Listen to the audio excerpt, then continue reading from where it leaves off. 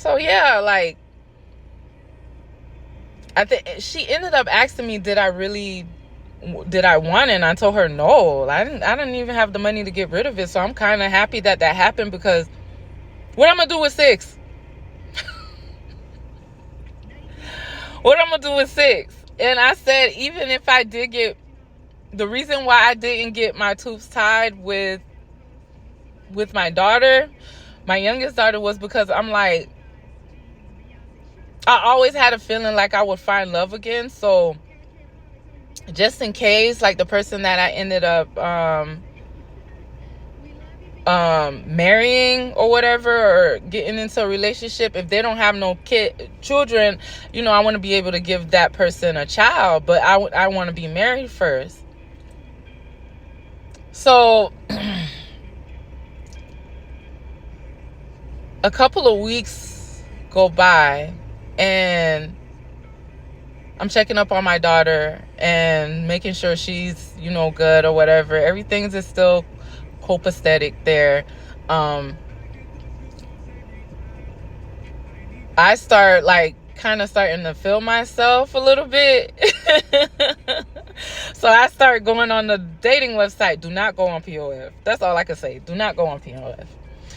That's just a back page. It's ridiculous how many dudes would literally outright say, I'll pay to... It was so weird to me. I was like, the fuck? No.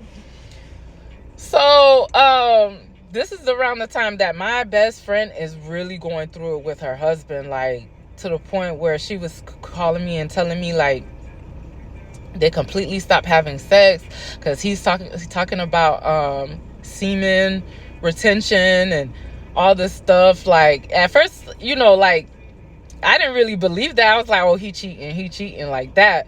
But, even Kevin Gates has spoke about it. And then, once I got to spirituality, like, that's a real thing. Like, I didn't know men could do that. To be honest, I didn't know, like, the gist of it, but that's a real thing. So he stopped having sex with her. He doesn't want to, like, he really, really adamant about not having kids with my best friend. And that really hurt her in a way, because he was like, he doesn't see her being a good mother, and that really, like, broke her. And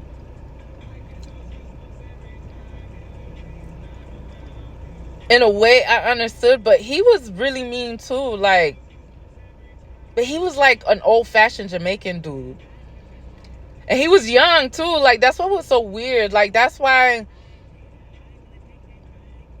like, it was a colorism thing too with him, because like I said, like, he treated my second oldest better than my oldest, because my oldest dark skinned, and it was not only with my second oldest he would do that too, because Isabel's daughter is really light skinned too, and both of them would always get extra candy, always get extra stuff from him. So it was like, people don't really want to believe that colorism thing that goes on in the Black community, but it's a real thing, especially with Caribbean people. They really feels like if you're light skinned, you're better. So, and mind you, I seen in both of he has chocolate babies, like beautiful chocolate babies. So it didn't make no sense for you to treat my oldest daughter like that, and that really affected her. To this day, that still affects her, and she's 15. But getting back on the subject, yeah, he was so adamant about not having kids with her, because my best friend was like, we're not using condoms, you gonna get me pregnant? He was like, no, I'm not getting you pregnant. So to the point where my best friend would do these tactics where she would, like, have condoms in her purposely have condoms in her purse, or purposely put condoms in the drawer, And then he was like, after a while, he just didn't care anymore. And I think he got sick and tired of, like, because by this time, his sister came back. Yeah, because she ended up having the twins and all that other stuff. How she was constantly throwing the whole citizenship in their faces. And I think he was just fed up with that. Like and I could understand, like, I could understand that because, yeah, her and the sister-in-law ended up getting into a fight. It was just like, it got really bad for my best friend. Really bad. But when my daughter there, she still, she took her to school. She did, like, she was just feeling like she was actually a mother around that time. So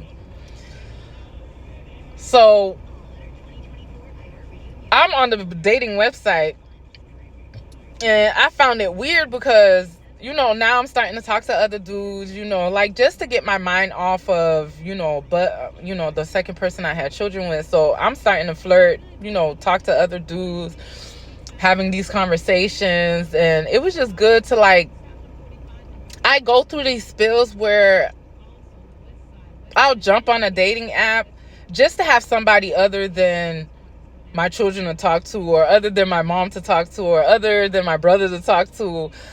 You know what I'm saying? Like, or somebody just to make me feel like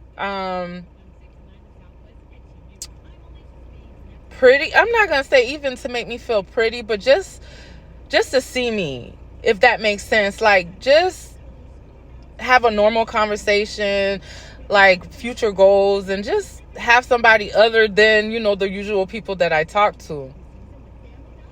So then I see, because with POF, it shows you who views your page. So when I look who viewed my page, I seen Nixon jumping on there. So I'm like, and mind you, I think, like, Jolene has the mind of me. Like, if you see something, I want to know, tell me. So the next day when we go on our lunch date, I was like, why is Nixon on POF? She's like, wait, what? So I show her. I'm like, yeah, he was on my page. And she kind of giggles it off, and she was like, oh, he was keep complaining because you kept laughing in the room. He wanted to know who you were talking to, who's making you laugh like that. Why is you so happy all of a sudden? I'm like, she was like, he does that all the time to all her friends. And mind you, that's when she starts breaking down a lot of the stuff, like how Nixon follows everybody. He follows me on, and that's the time, like, Snapchat came out too, and everybody started discovering the whole, like, disappearing messages and stuff like that. So that's why even if I accept you on my Snapchat, I hardly be on Snapchat. Like, I just take my videos and pictures on there, but I hardly post because I wasn't into social media heavy around when Snapchat started to be a big thing. So, and he does the same thing on Facebook. Like, he'll do, like, ghost pages, and he'll follow everybody that Jolene follows, which is so creepy to me.